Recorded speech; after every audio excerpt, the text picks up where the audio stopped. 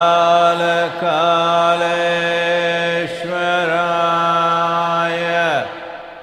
शिव शिव सर्वेश्वराय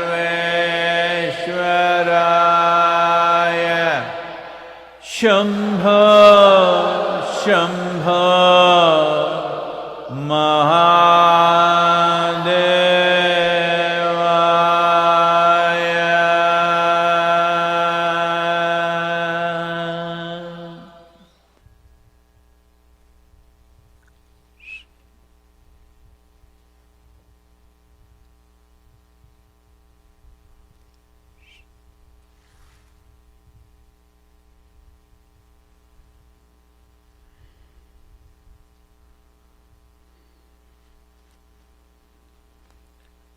जय जय जय Mahadev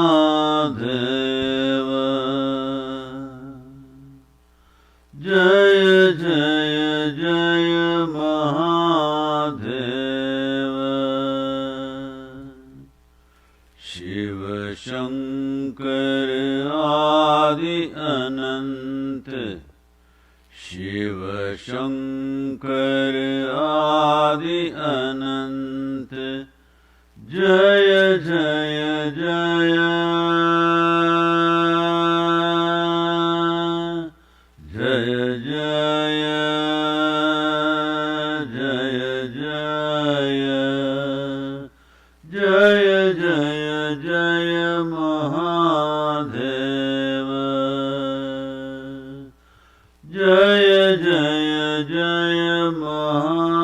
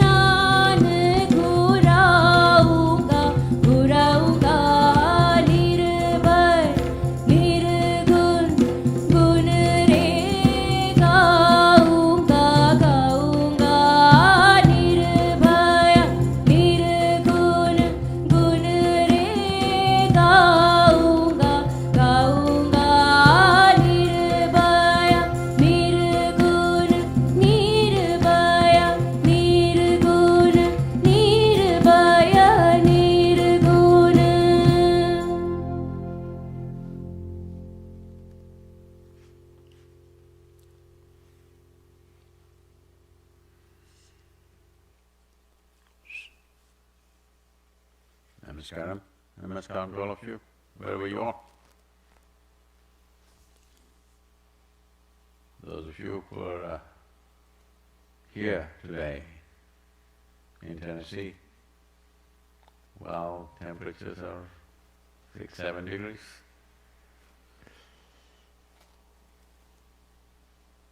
Many of you brought children, please take care.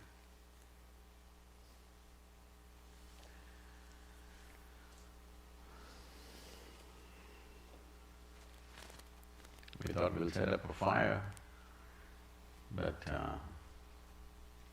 once the fire is on, everybody will huddle up. Social distancing.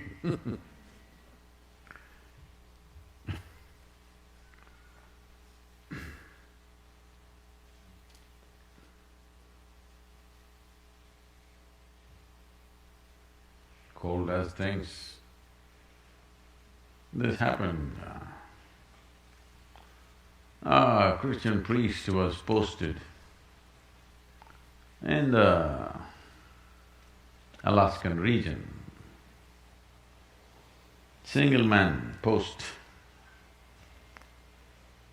Missionaries went ahead of even the military forces, ahead of the soldiers actually, most of the time.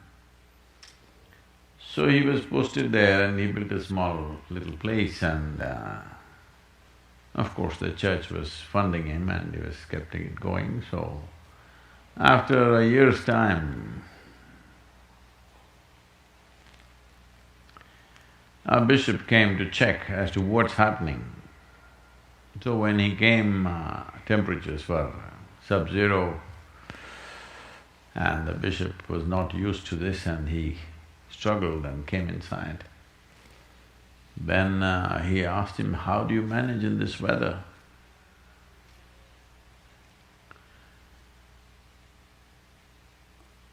He said,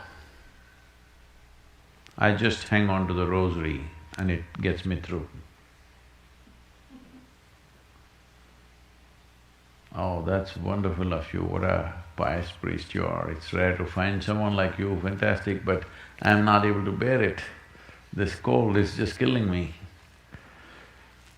He said, let me give you some whiskey. No, it's allowed. So, then he raised his voice and said, "Rosary, get some whiskey." A young Alaskan woman came with a whiskey bottle.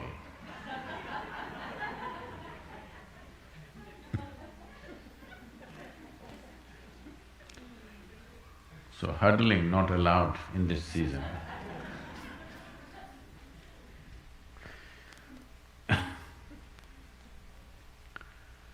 Well, unfortunately,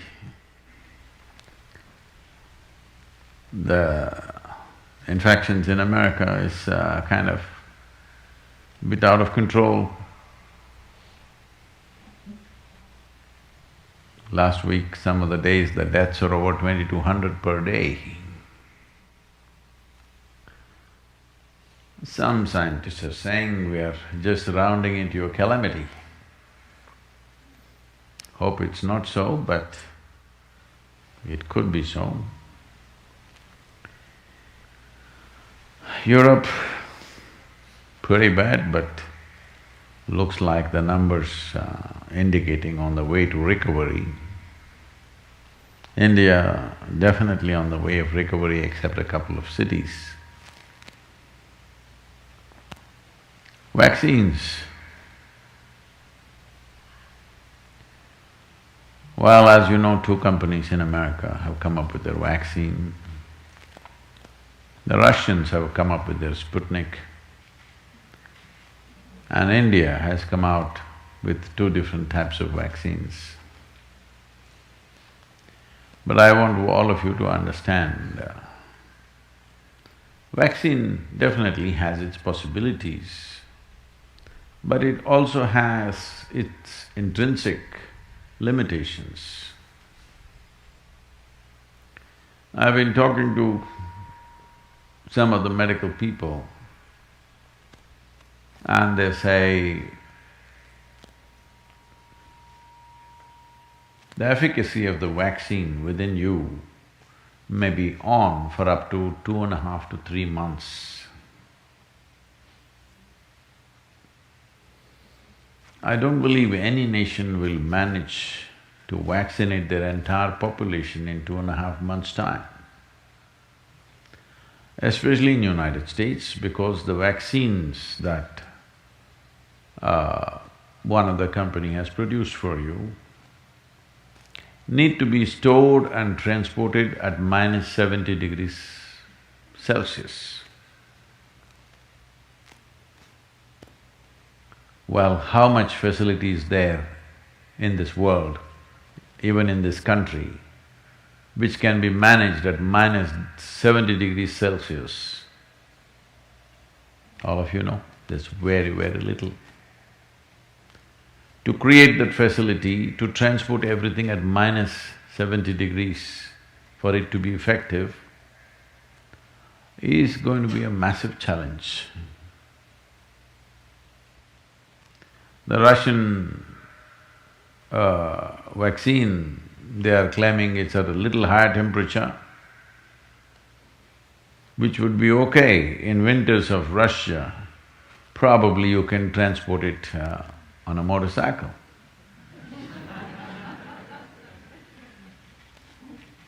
At least in Siberia. The Indian vaccine can be transported between 2 to 8 degrees centigrade plus, not minus. But its problem is, it's a two-step vaccine.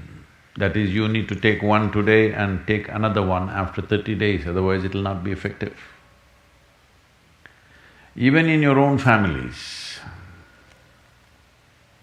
if you have 5, 6 people, you will have trouble to get them for the first vaccine and then the second vaccine.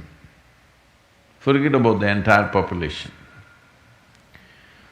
So vaccine will definitely, bolster us to some extent, but it will simply not go away like that. Yesterday I was in a business conference because Isha Insight is going on for the first time virtually. All the business people talking in terms of post-COVID world.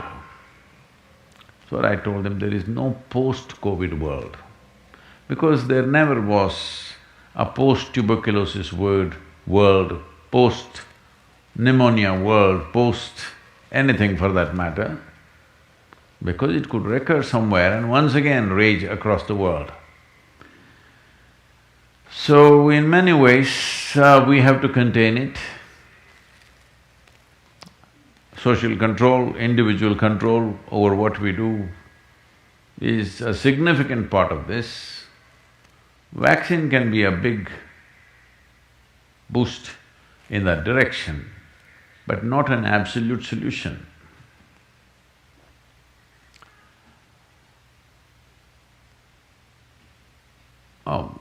Death in last 24 hours, United States is 1,367. India is 486, Brazil 501, Russia 496, France 581. Just in these 5 countries, it's over 11,000 people. Not to be taken lightly, that's all I'm saying. This is not to paint a black picture, a negative picture. This is for us to understand that you must be successful in life. One very important ingredient of success is you must stay alive. Hello? It's a very important part of being successful. But when you start off, this happened in your school, maybe later in your university, later in your work, it's happening to people, maybe not everyone, but to a whole lot of people. Their commitment to success is weak. They want to succeed, they will take 3 steps, then something little interesting happens here, they will go away here, they'll go away there, they'll go away there. Hey, I want to live, huh?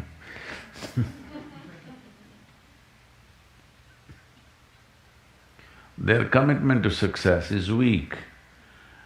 Either situations around them in some way, situations can impede you from doing what you're doing very easily, many times it happens to everyone.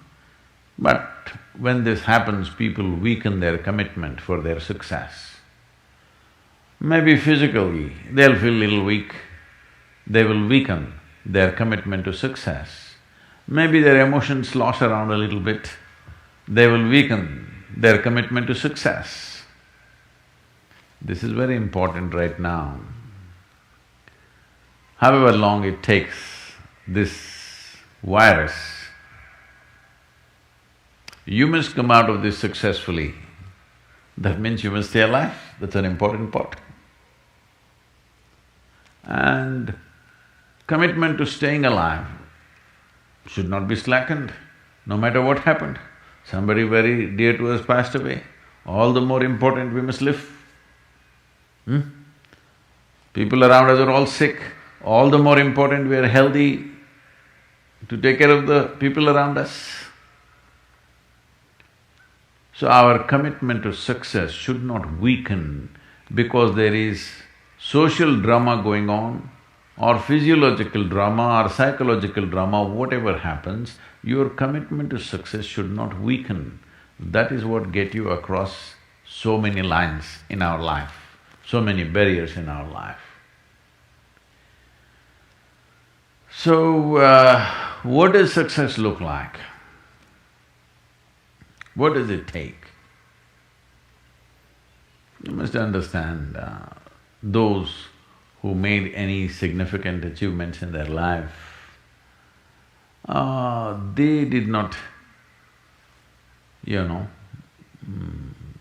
I don't want to take any personal examples of anybody, I'm trying to avoid obvious things that are coming to my mind. Well, I know family and friends who always have their breakfast on time. And after breakfast, of course, they must have coffee. After coffee, of course, they must light up a cigarette and sit there nicely because they're trying to become peaceful.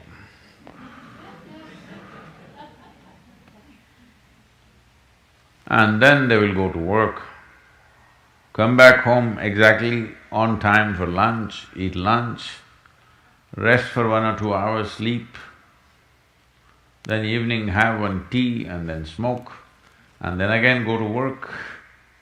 And 8 o'clock, 8:30, they're back home for dinner and then maybe other things, drink and this and that and whatever. Well, that's their priority. It's fine, I'm not complaining, it should not be that way. But those who have been very successful, either in music, sport, art, business, spiritual process, doesn't matter what, those people never know when they ate, when they slept, when they got afternoon rest. I have not seen such a thing in my life.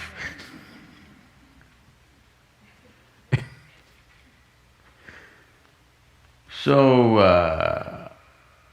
those who are committed to being successful with whatever they are doing, one important aspect of their life is they're not settling down wherever it's a bit comfortable. Because comfort will happen when they lower you to in the grave, very comfortable you are, Have you seen how comfortable they are? Once they're dead, if you throw them there also they're comfortable, if you lower them they're comfortable, even if you burn them. Right? Yes or no? Comfort will come. Right now, it's about ensuring that there is profoundness of experience and there is impactfulness of activity. Because If they had given you a limitless amount of time, you could do all those things, nothing wrong, I'm not against them.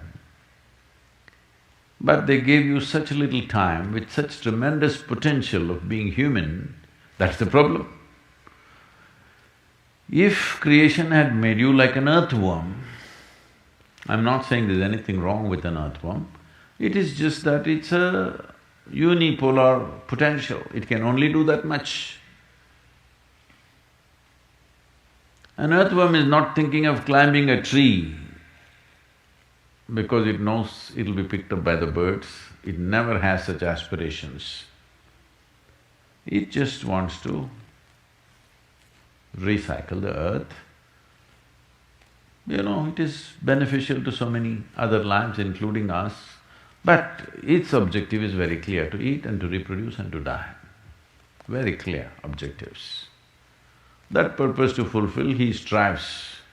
I don't think he sleeps in the afternoon. I don't think so, because many afternoons I've seen earthworms, they were all vigorously active.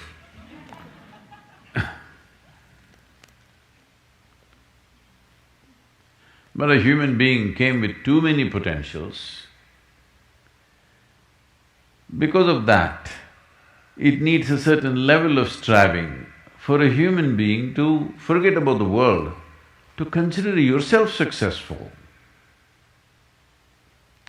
If your idea of success is you're doing little better than your neighbor, I call that sickness, that is not success.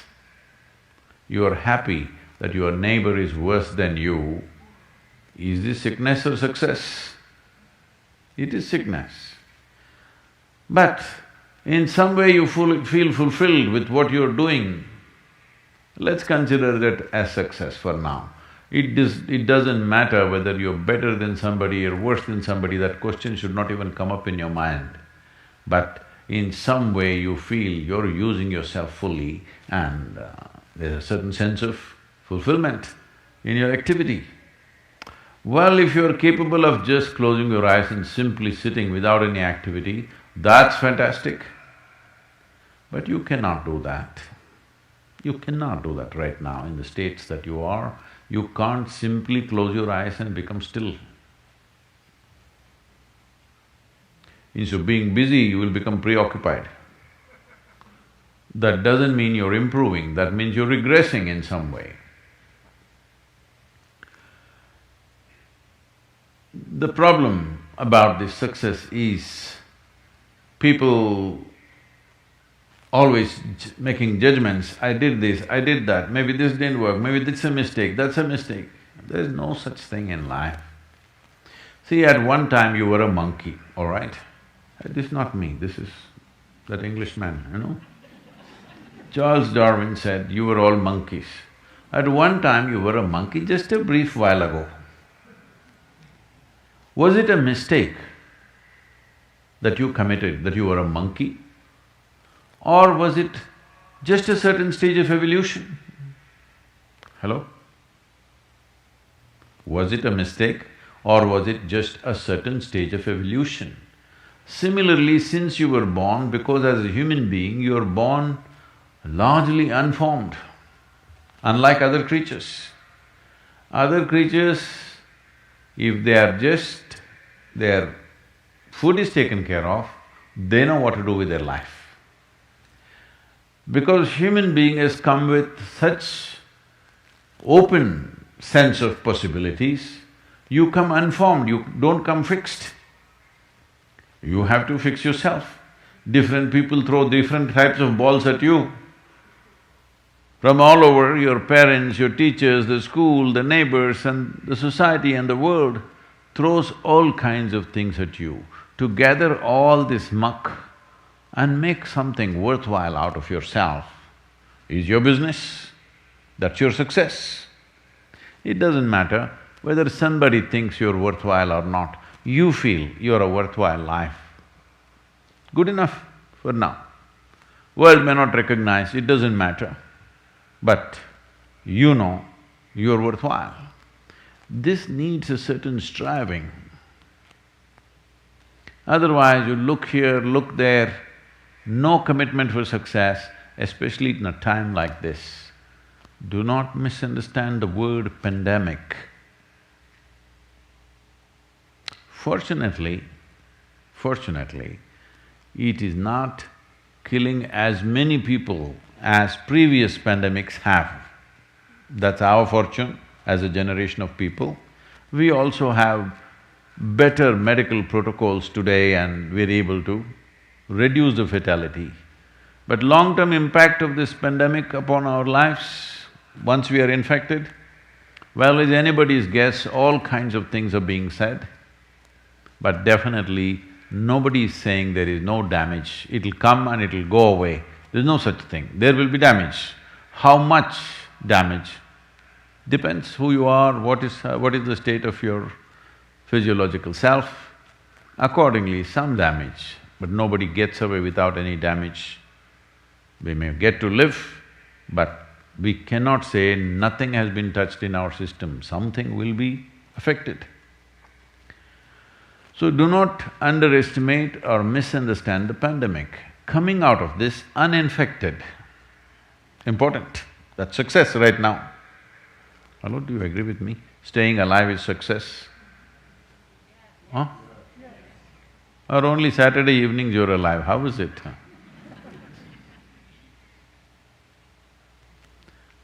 Today Sunday morning, usually people are dead, at least the young people are dead on Sunday morning.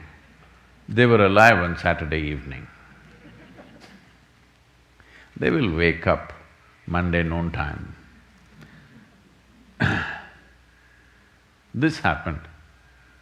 There was a karate master in Japan and he had a disciple. One day,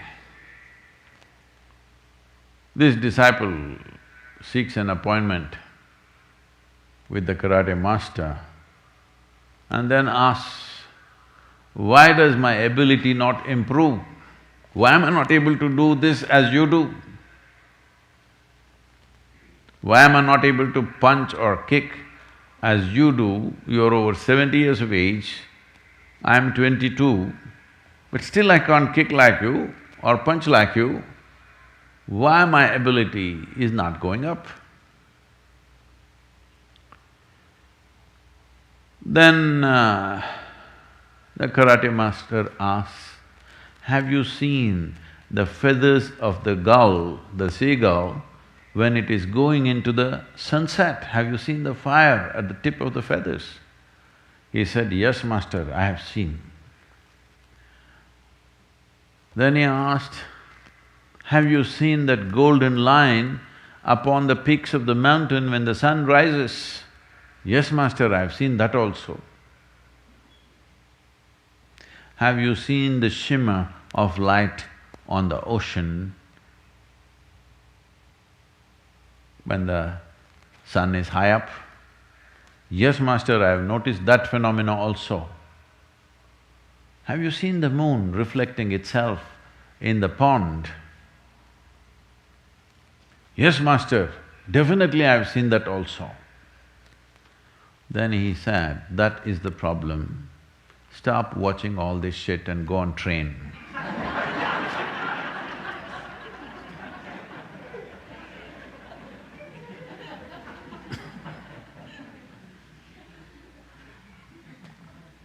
So you need to understand, behind every success there is a certain striving. This week, the world has lost a legendary football player.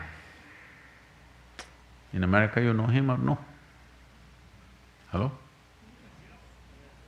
Soccer player, you know?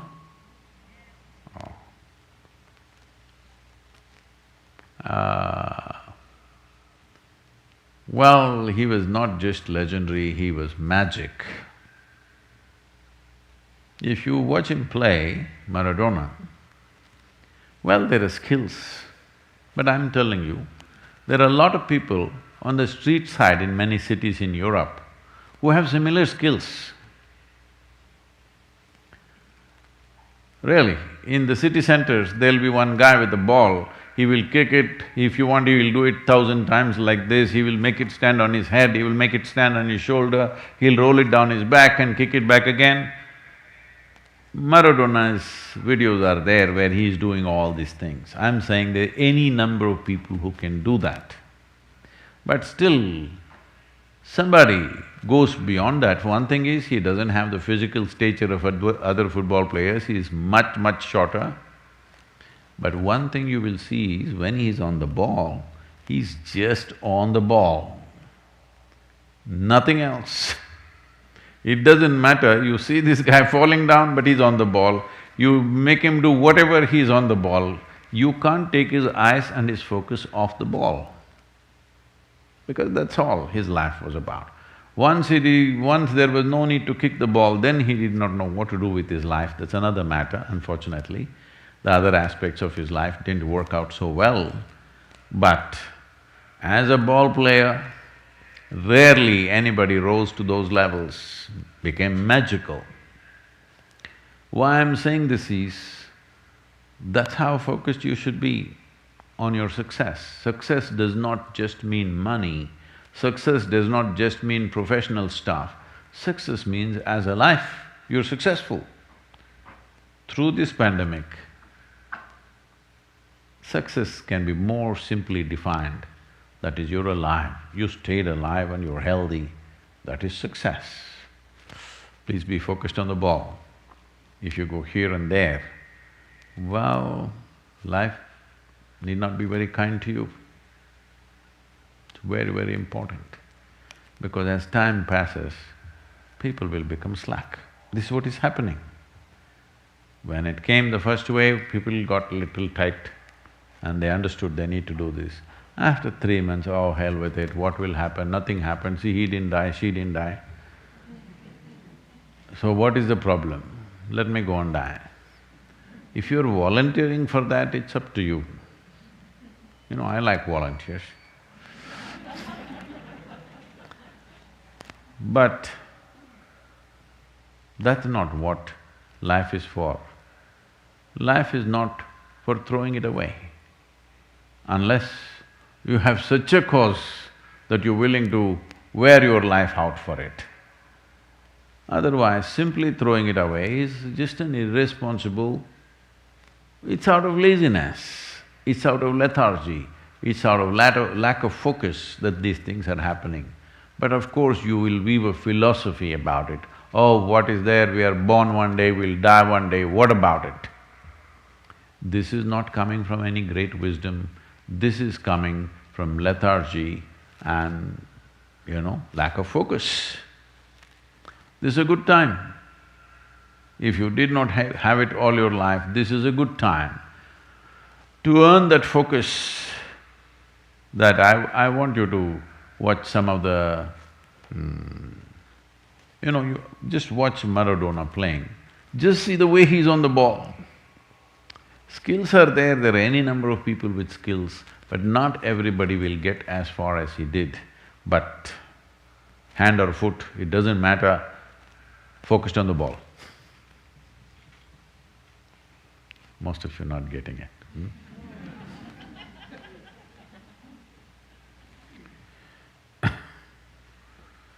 So,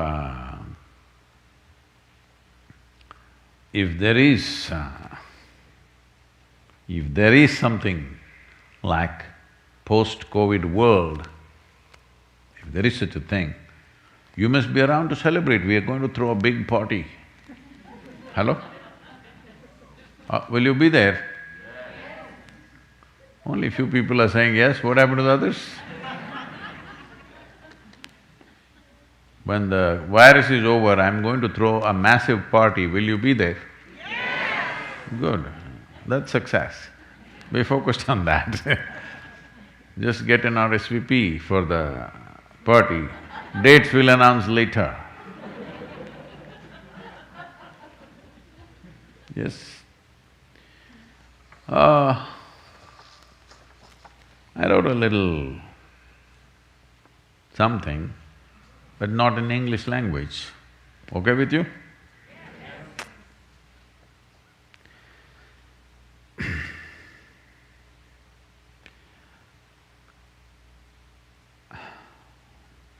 It's called Thaiman. ಕಾಲ್ ಕೆಳಗೆ ಮಣ್ಣಾದೆ ಮೇಲೆದ್ದು ಮರವಾದೆ ಎಲೆಯಾಗಿ ಕೆಳಬಿದ್ದೆ ನೀ ಯಾರವ್ವ ಬೆಲೆಯಾಗಿ ಮೇಲ್ ಬಂದೆ ತಿನುಸಾಗಿ ಜೀವ ಕೊಟ್ಟೆ ಬದುಕಿದರೂ ಸತ್ತರೂ ನೀನೇ ಆಶ್ರಯ ನೀ ಯಾರವ್ವ ನೀರಾಗಿ ಬಂದೆ ಹಾಲಾಗಿ ಬಂದೆ ಜೇನಾಗಿ ಬಂದೆ ನೀ ಯಾರವ್ವ ಉಂಡರೆ ಮಣ್ಣು ಉಸಿರಿದ್ದರೆ ಮಣ್ಣು ಸತ್ತರೆ ಮಣ್ಣು ನನ್ನ ತಾಯೇ ನೀ ಯಾರವ್ವ. Well, should I translate this for you?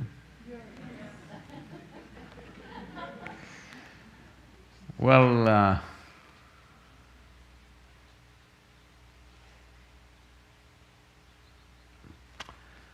under my feet, your soil. When you rise, you become a tree. Again you fall down as a leaf. Who are you? You come up as a crop. You give me life as food. Whether I am alive or dead, you are the only refuge. Who are you? You come as water, you come as milk, you come as honey. Who are you? If I eat, it is soil. If I breathe, it is soil. If I die, it is soil. Oh my mother, who are you?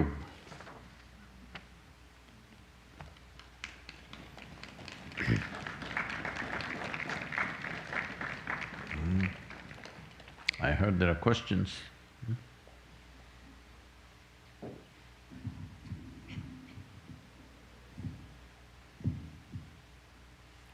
This question's from Ravi Shankar in Karnataka. Karnataka is full of Ravi Shankars. You know, when I was in school, in my class, there were about 7 Ravi, Shankar, Ravindra, Ravi, whatever. My brother is also Ravindra. So if I went home, there was a Ravi, if I went to school, there were too many Ravis. Now one more Ravi. Tell me. Namaskaram, Sadhguru. Can the dimension of mysticism be explored, not just experienced, by a culture or a mass of people? Or is it available only to a few with mastery? Is this question understood? Hello?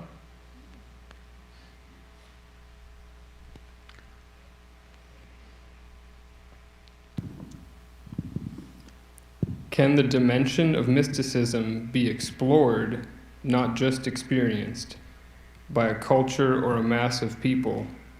Or is it available only to a few with mastery?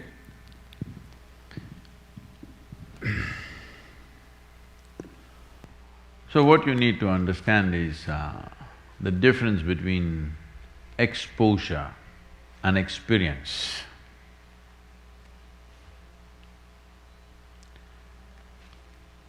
Are you exposing yourself to the virus? Or are you experiencing it right now?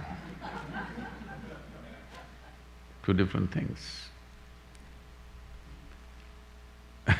See, we can't talk about anything without bringing in the virus these days. Exposure means you get to see it, you get to smell it, you don't get to eat it. It's like a cake in a glass case.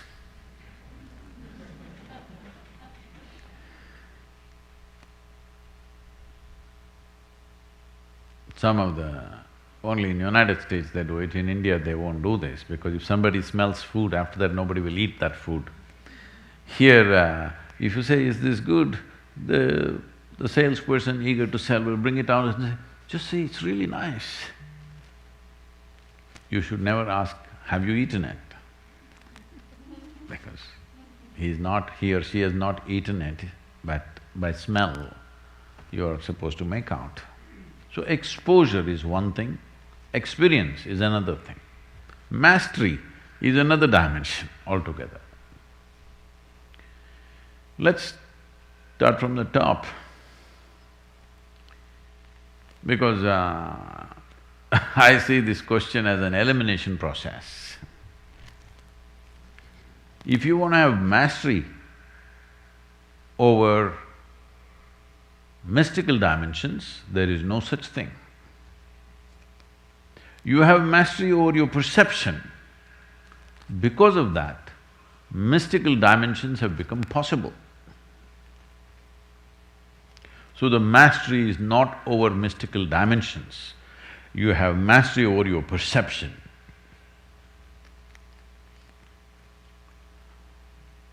See, you cannot master the sunlight, for example, even physical things. But you can make your system in such a way that it benefits from the sunlight, it doesn't get harmed by the sunlight. There are many things to do for that.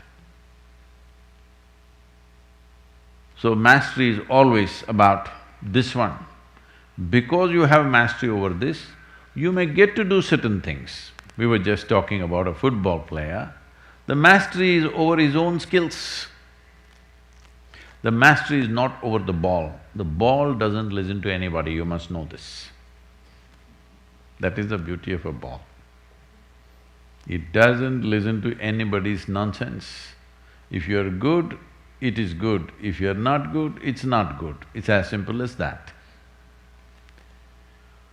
Life is like a ball. If you're good at it, it'll work well for you, it'll go where you want. If you're not good at it will go all over the place. So you cannot have mastery over life or death, but you can have mastery over this. Because of that, you transcend these processes. So you access dimensions which are considered mystical. How do you define what is mystical? Mysticism means just this. To put it very simply, technically, this is not the entire reality, but technically, whatever you cannot understand logically is mystical for you. Hello? It is not entirely true, what I am saying, but it is logically correct. What you cannot figure within your logical framework of mind looks mystical to you or magical to you. If I go to the tree and pluck a fruit, you will say, oh, I can also do that. But if I pluck a fruit from here, then that is mystical for you. Hello?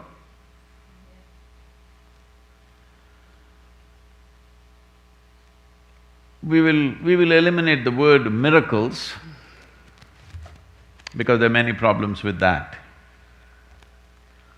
But mysticism is not something that you do. You don't pluck a fruit, you don't produce a gold pendant, you don't produce this or that. A phenomena which is already there, you experience. If possible, if there is a conducive atmosphere, you make others also experience. So mysticism is not about performing miracles. Mysticism is a profound experience, a profound exploration of the phenomena of life, and that phenomena which is not perceivable by five sense organs. That means you cannot see, you cannot hear, you cannot taste, you cannot smell, you cannot touch. Because of this, it's become mystical. If you could see it or hear it or smell it or touch it or taste it, you would know what is its nature. But because the five sense organs are not able to touch it, because the phenomena is beyond physical nature, Because of that, it's become mystical. So experiencing it will take a certain level of committed atmosphere, certain level of preparation, and certain trust, because you will have to… Suppose I want to walk you across a tightrope, then you need a certain amount of trust. If I stand beneath and say, "Don't worry, in case you fall, though you are 100 kilograms, I will hold you," you must trust, "Oh, how can Sadhguru hold me?" Then you will have to fall, bounce back and go back onto the rope. I'm saying it becomes cumbersome and nearly impossible because you cannot make somebody walk into a space that they do not know. Either they must have absolute trust or they should have a mad sense of courage, insanity they need, otherwise they cannot. But exposure is a different matter. We can expose people to mystical dimensions. We can introduce them in the way they understand. We can set up situations where there is a possibility of a little bit of fuzzy logic, but by doing enough… you know what trigonometry? It's like trigonometry, it's not… it is no more, even algebra. That is, 1 plus 1 is not necessarily 2, it could become something else, it's not simple arithmetic anymore. So by using such methods, we can expose people to certain dimensions or certain possibilities. Even if they don't experience, they see the possibility that it can be experienced. Once they see the possibility, generally, the longing to experience will become very strong. Well, some people of course may feel it's too much for them, but for most people, the longing to experience will become strong. Once the longing to experience has become strong, the possibility of crafting your system in such a way that you can experience will become very much a possibility. So as a part of this, we've been… we did one program many years ago, I don't remember which year it was, must be 2004 or 5. We did one program in this direction. We did another one called Anadi, which was more spiritually oriented, but a little bit of exposure to mysticism was there. Now in the month of March this year, the 2021, we are planning to do a 8-day event in India because this is a more cultural exposure, not necessarily mysticism per se. It is a cultural exploration of mysticism. We will be doing a program called… I was not supposed to tell you.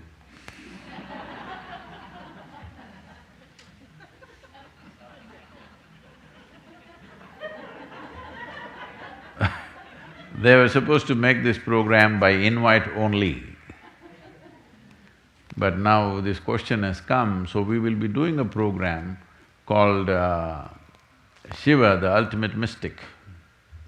An exploration and little exposure to that dimension. It is a culturally rich program, it's a one-time program, we cannot repeat those programs because it's an elaborate cultural arrangement with lots of music, art, theatre, everything mixed up. And it costs a lot to prepare the yoga center for this because last time, the last special event that we did like this was Mahabharat. When we did Mahabharat, everybody in the ashram were dressed like that period. The food was from that period. All the decor from that time, that is 6,000 years ago.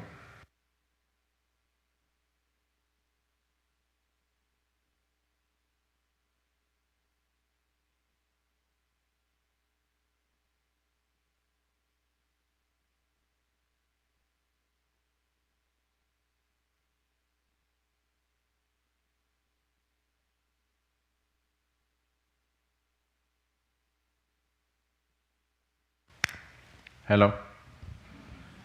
So even I lose my battery sometimes.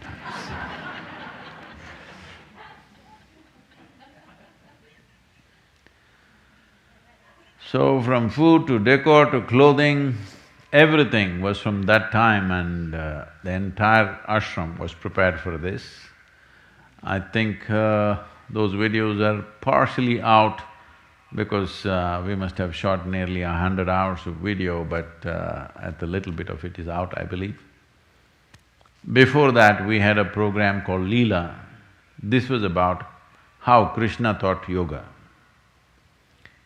So because Krishna is supposed to be blue-bodied and everything about him is blue, blue, blue, Shiva also blue, all right? So, there was one blue day where we told everybody, please put on at least a spot of blue in your clothing. So most people came dressed up blue, the lighting was blue, all decor was blue, all flowers were blue, all the arrangements were blue. And when I opened my mouth to speak, my tongue was blue. When they sat for lunch, the rice was blue color, everything blue. Then they were overwhelmed by this and they came out and there was blue smoke coming out of the mountain. So I said, I'm just trying to tell you that this is the extent of elaborateness that we go to when we do these special programs. Only three we have done till now, Vaibhav Shiva, Leela and Mahabharat. This is the fourth one. This is called as Shiva, the ultimate mystic. This is not that you are going to become a mystic, but some exposure to know that something exists like this, something beyond the framework of our logical minds, something beyond the sense of physicality that we have about this world, beyond this, how creation is, an exposure to this. Well, considering the virus situations, only 250 people will be taken into this program. I'm very sorry about that, but that is a requirement, otherwise we cannot conduct the program itself. So it'll be very culturally rich with music, dance, theatre, variety of things happening, all with social distancing. So, we want this program to be absolutely safe so that the numbers… because of that, the numbers are limited and well,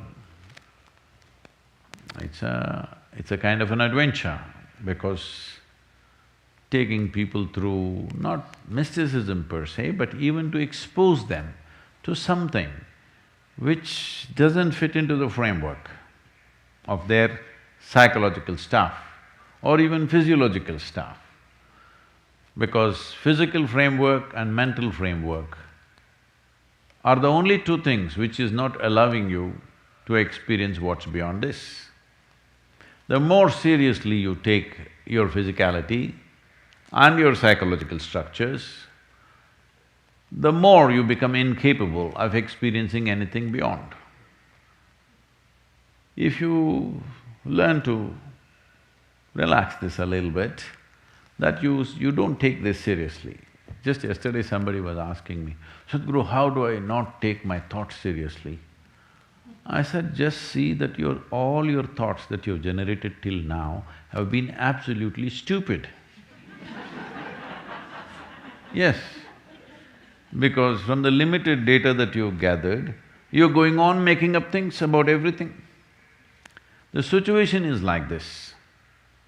Suppose there is a 1,000,000-piece jigsaw here. You found 3 pieces, you put them together and say, wow, it is a bear. Well, if you are a 2-year-old child, we'll say, all right, it's a bear. Play with it. But if you're an adult and if you do this, we say you're dumb, stupid. Yes or no? That's all that's happening with the logical mind. You pick a few pieces, those pieces may be sufficient for your survival, not for exploring existence, not for exploring creation, not at all. Simply not possible, because with 3 pieces of jigsaw when it has millions of pieces is a ridiculous way to understand or to experience anything. These pieces that you have gathered are good for you to earn a living, manage your stuff around you, it's fine. But if you just gather these trinkets and you think they're everything, you'll only end up with that, a warehouse of things. Yes, most people don't have a home, they have a warehouse. Hello? Many of you living in a warehouse, isn't it? Because there is enough things there for 50 people, though there are only 3 people in the house.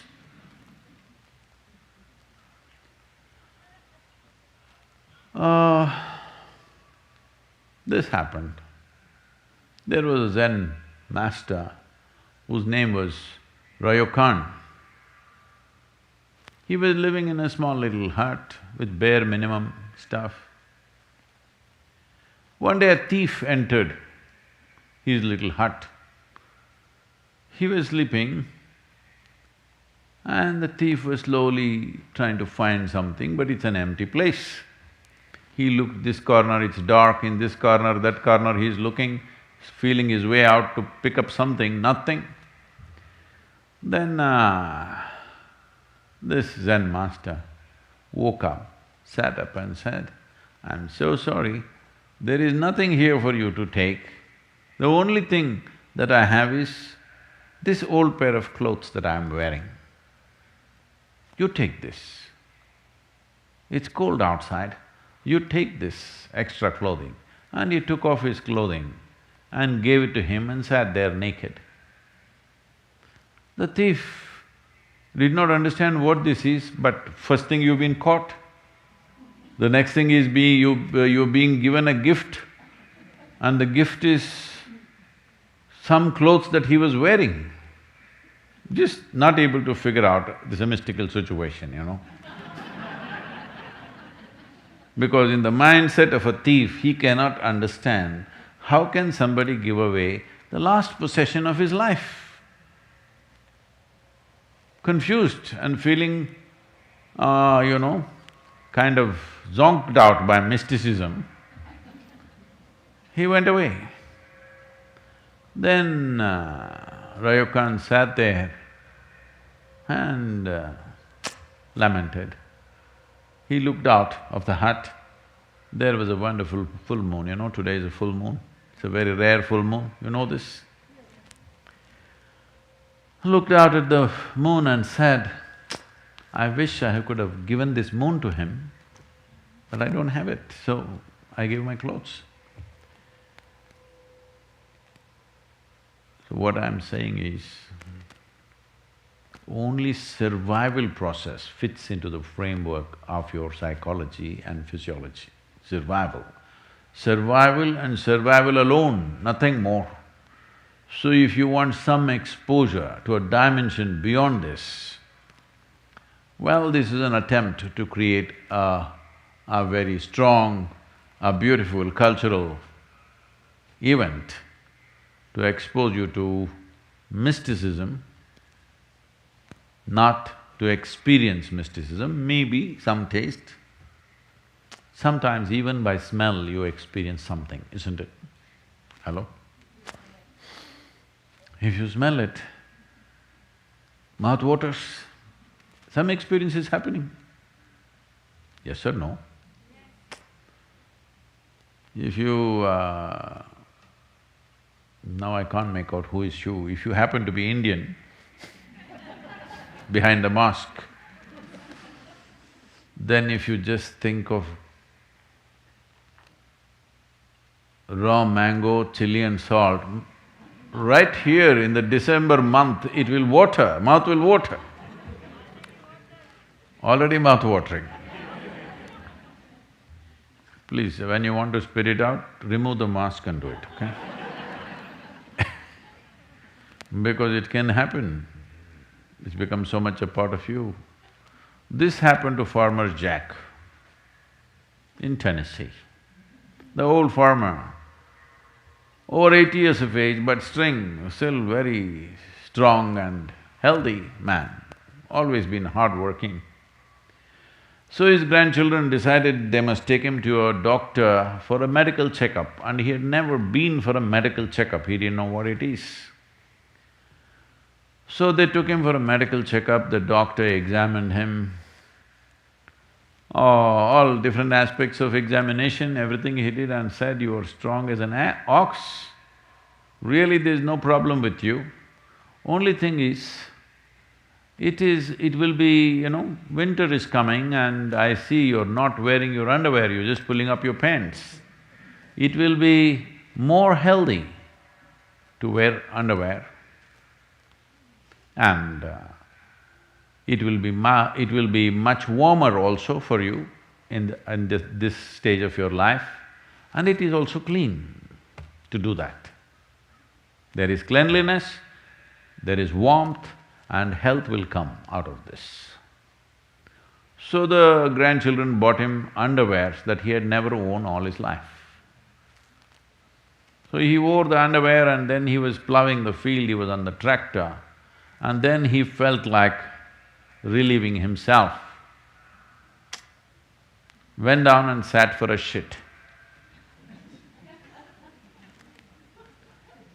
Then after he was done, he looked back and said, "Wow, it's really clean." And then he came and sat on the tractor seat. Then he said, "Yes, it is warm. Health will come for sure."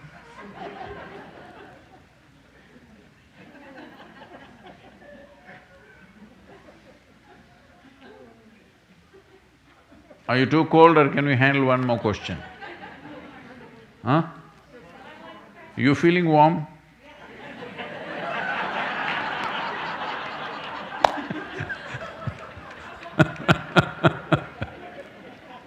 It's all right, they're warm, you can ask another question. This question is from Claire here at III. Namaskaram, Sadhguru.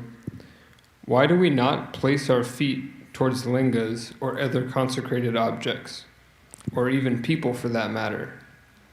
Is it simply a matter of respect, or is there a scientific basis for this? So these days they're doing that, some of them. In the Western cultures, when you meet somebody, you shook hands. Because of virus, they don't want to touch. Some are doing elbow touch, some are doing feet shaking. So it's beginning to happen, Claire, you don't have to feel disappointed. It's beginning to happen. Shaking a leg at each other. Well, why… if there's an energetic situation, you always are asked to cross your legs, not to stretch your legs in the direction. Well, this respect thing is a more newer expression of that, essentially because you can receive anything that comes towards you in many different ways. The yogic intention always is to receive it from the higher aspects of your life. You know there is anahata, which is the meeting of two triangles. Below that is manipuraka, swadhisthana and muladhara, which are all chakras representing different aspects of survival process. Survival, basic survival, reproductive process, maintenance process, all survival related. Here it comes, and there are two triangles intersecting each other, because this is ultimate ecstasy, this is realization, this is power, this is love, and these sections, these triangles intersecting. When there is a consecrated space, what it means is, there is a powerful energy which has the possibility of transforming you. That energy must come to you always from the highest possibility that you can receive. If you can receive from your Sahasrar, it would be too fantastic. That is the reason, the moment any Indian person goes into temple, first thing is, they want to expose this. They keep it wet.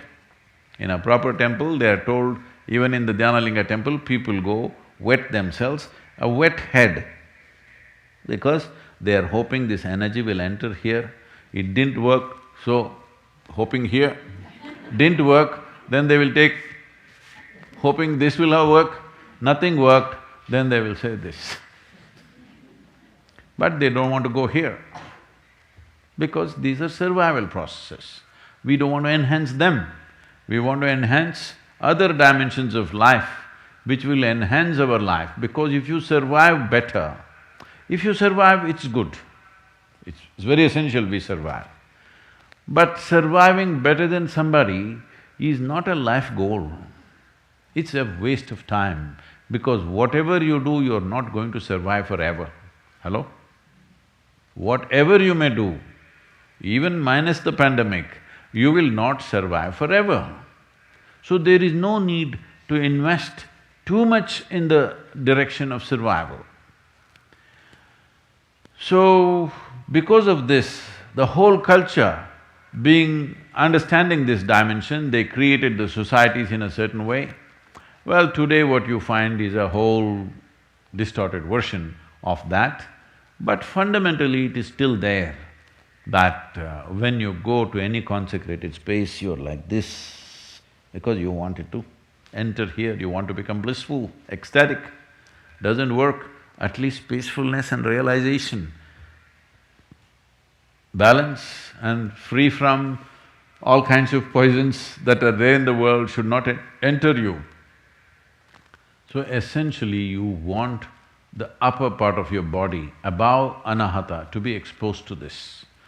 You don't want to sit with your legs open like this in front of a consecrated space, because that will attract a totally different kind of energy towards you, and that will work for you in a completely different way, which is not necessarily beneficial to you, it could be detrimental to you in many different ways. That's a reason when you sit in any space where you think there is power, there is energy, you always cross your legs and sit, because you want to close the lower part of the body. If you do this, you know in some way you are close to people, isn't it? Hello? Ladies, you know this. Suppose somebody is talking to you, let's say a stranger has come, a man, talking to you. Will you talk to him like this? Hello? Some of them are doing it these days, because they think what is wrong? Nothing wrong, you will bring a certain different type of attention to yourself. Well, if the man is decent, he will do this, if you are Indian, otherwise you will say hello and maybe shake his hand. And if he's acting little fresh, you will say, yes or no? Because you know, you may not know intellectually, but instinctively you know what kind of postures bring what kind of attention to you, isn't it? Hello? Whatever culture you have grown up in, instinctively you always know, because it happens in the body. It's not that we make up in the mind, certain things happen in the body. So certain cultures have very consciously evolved these postures that if you want to do this is how you must sit. It's very, very important. Even food, I'm telling you, even in ashram, it's not possible because most people can't bend their legs except in the morning. when we crack it. I'm telling you, if you sit in front of food, one advantage you have is there is a table between you and the lower parts of your body. But if you sit with food but with legs open, like many people are standing and eating, if you stand and eat, there are many negativities to this, because you must understand the longing for food is not just in your mouth. Entire body is longing for it. Entire body. Well, people will say, oh, there is nothing scientific about it, is my navel longing for food, is my genitals longing for food? Yes, it is. You may not understand, every part of the body is longing for food, but it must go through this route, isn't it? Hello? Similarly, there are other kinds of longings in our body, they must go through the right route, then only life works out in a certain way, otherwise you will distort life. So keeping your legs crossed whenever you see a powerful form is a very important thing. And also food. Food is a very powerful thing. Hello? If you've not eaten for 3 days, you understand it's a very powerful thing, isn't it? Hello? It is a very powerful thing, and you will see if you've not eaten for 3 to 5 days, every cell in the body will long for food. Now if you place food here, it's not just here, mouth waters, everything works. So it's important that your legs are crossed when food comes in front of you, but you have found another way, shielding yourself with a table. All right, if that is working for you. But if you're having food, you're very hungry and food is exposed to the entire body, this is not good for you. This goes for food because we consider food as a very powerful instrument, consecrated objects, and human beings who are of a certain power within themselves, you never open your legs and sit like this in front of them, because that will bring a wrong kind of energy into your system. What is…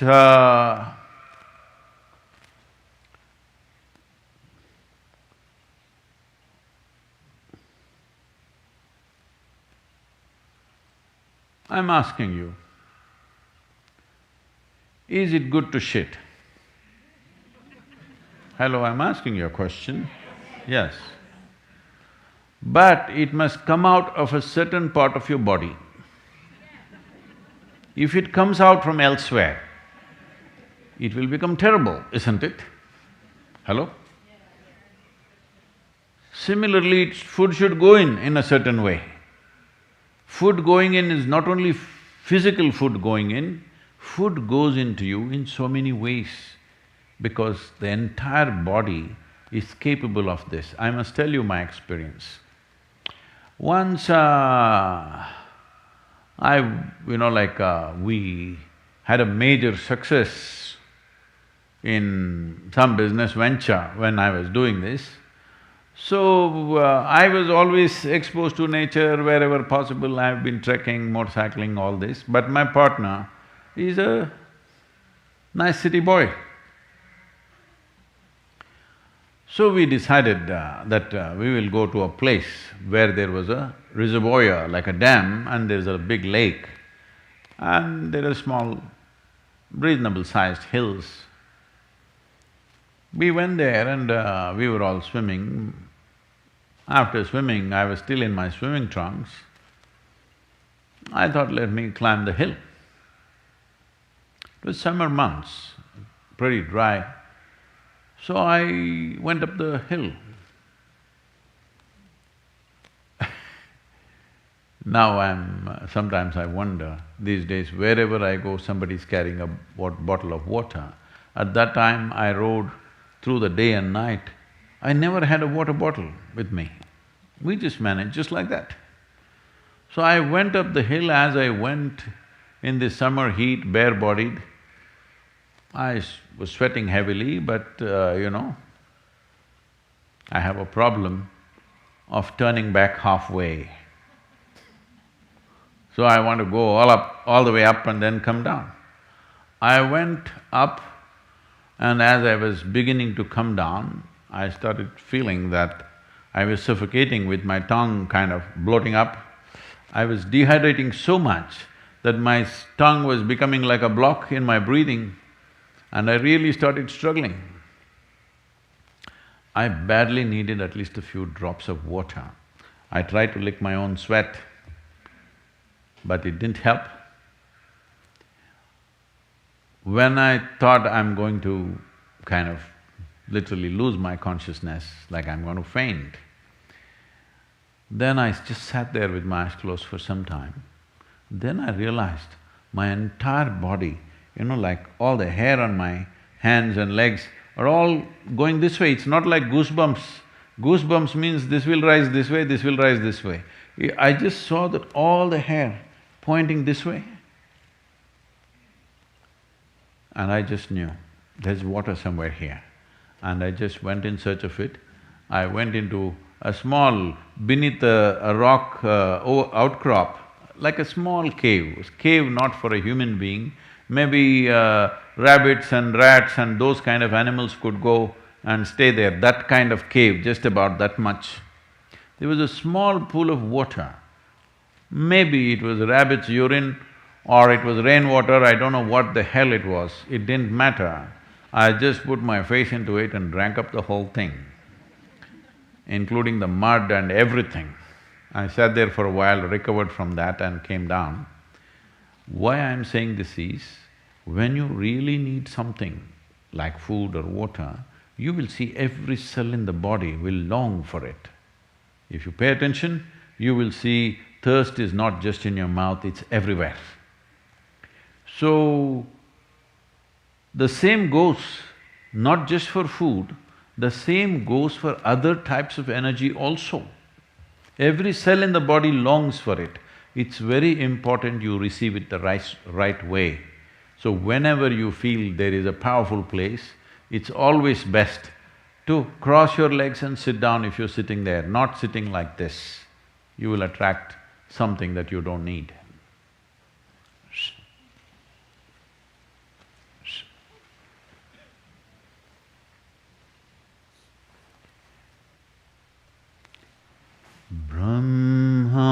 Brahmananda Swarupa Isha Jagadisha Akilananda Swarupa Isha Mahesha Brahmananda Swarupa Isha Jagadisha Akilananda Swarupa Isha Mahesha Brahmananda Swarupa Isha Jagadisha Akilananda Swarupa Isha Mahesha.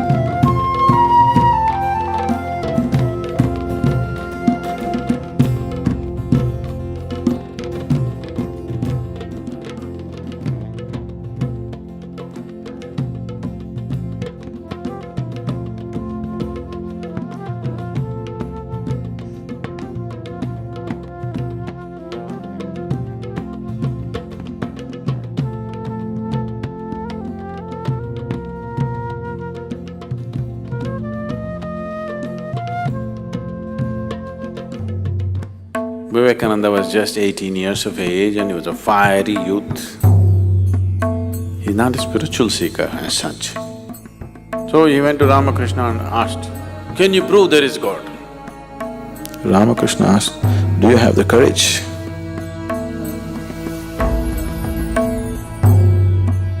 He saw something that he had never imagined in his life. And then the madness caught him. He set fire to a lot of people. Vivekananda was the first yogi who came to United States of America. He said, "Give me 100 people, I will change the face of this country."